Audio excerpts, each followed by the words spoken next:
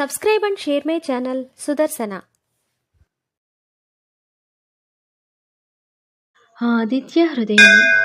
ततो युद्धपरिश्रान्तं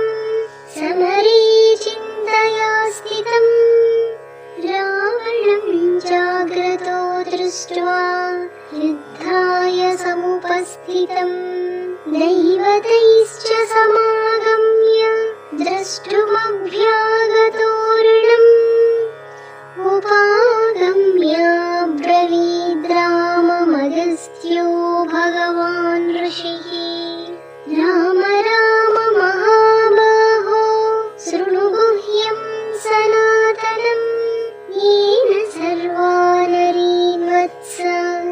समरे विजययिष्यसि आदित्यहृदयं पुण्यं सर्वशत्रुविनाशनम् जयावहं जपे नित्यमक्षयं परमं शिवम् सर्वमङ्गलमाङ्गल्यं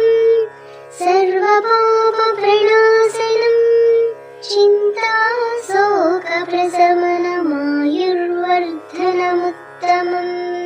रश्मिमन्तं समुद्यन्तं देवासुरनमस्कृतम् पूजयस्व विवस्वं तं भास्करं भुवनेश्वरम् सर्वदेवात्मको ह्येष तेजस्वी रश्मिभावनः एष देवासुरगणान् लोकान् पाति गभस्तिभिः एष ब्रह्मा च विष्णुश्च शिवः स्कन्दः प्रजापतिः महेन्द्रो धनदः कालो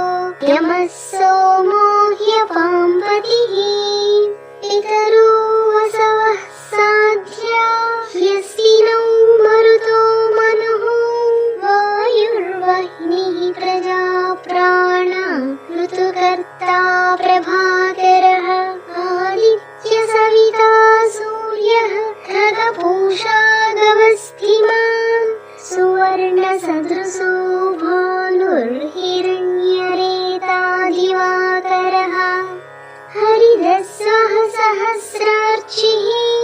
सप्तसप्तिर्मरीचिमान् तिमिरोन्मथनस्यम्भुस्त्वष्टा मार्ताण्डां सुमान् हिरण्यगर्भः शिशिरस्तपनो भास्करो रविः अग्निगर्भोदिते पुत्रः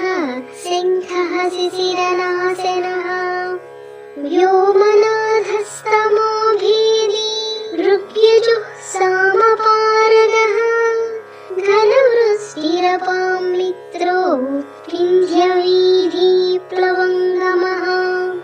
आतपी मण्डली मृत्युः पिङ्गलः सर्वतापनः कविर्विश्वो महातेजः रक्तः सर्वभवोद्भवः नक्षत्रग्रहताराणामधिपो विश्वभावनः तेजसामपि तेजस्वी द्वादशात्मन् नमोऽस्तु ते नमः पूर्वाय गिरये पश्चिमे गिरये नमः ज्योतिर्गणानां पतये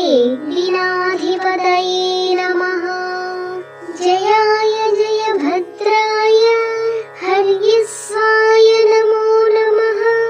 नमो नमः सहस्रांशो आदित्याय नमो नमः नमः उग्राय वीराय सारंगाय नमो नमः नमः पद्मप्रबोधाय मार्ताण्डाय नमो नमः ब्रह्मेशानाच्युतेशाय सूर्यायादित्यवर्चसे भास्वते सर्वभक्षाय रौद्राय वपुषे नमः तमोघ्नाय हिमघ्नाय शत्रुघ्नायामितात्मने कृतघ्नघ्नाय देवाय ज्योतिषां पतये नमः।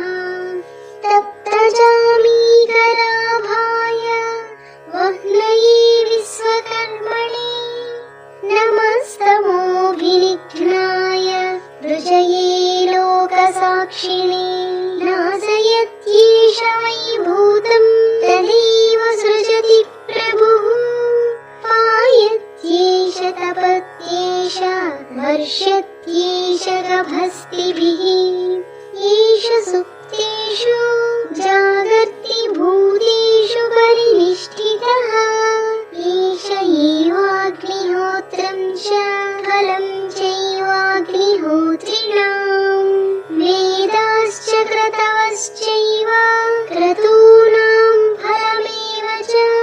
यानि कृत्यानि लोकेषु सर्व एष रविः प्रभुः येन मापत्सु कृच्छ्रेषु कान्तारेषु भयेषु च कीर्तयन् पुरुषः कश्चिन्नावसीदति राघव पूजयस्त्वैनमेकाग्रो देवदेवं जगत्पतिम् एतत् त्रिगुणितं जप्त्वा युद्धेषु विजयिष्यसि अस्मिन् क्षणे महाबाहो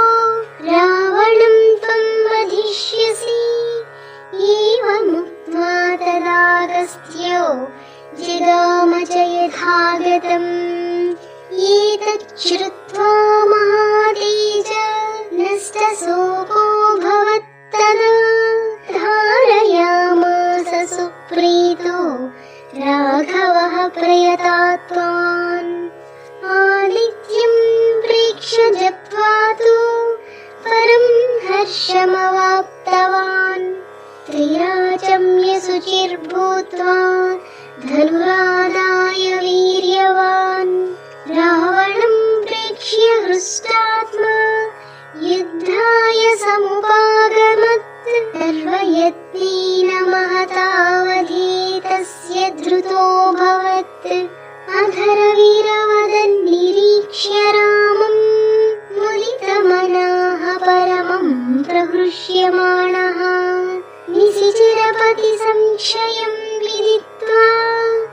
सुरगणमध्यगतो वचस्त्वरेति इति आदित्यहृदयं सम्पूर्णम्. Subscribe and share my channel Sudarsana.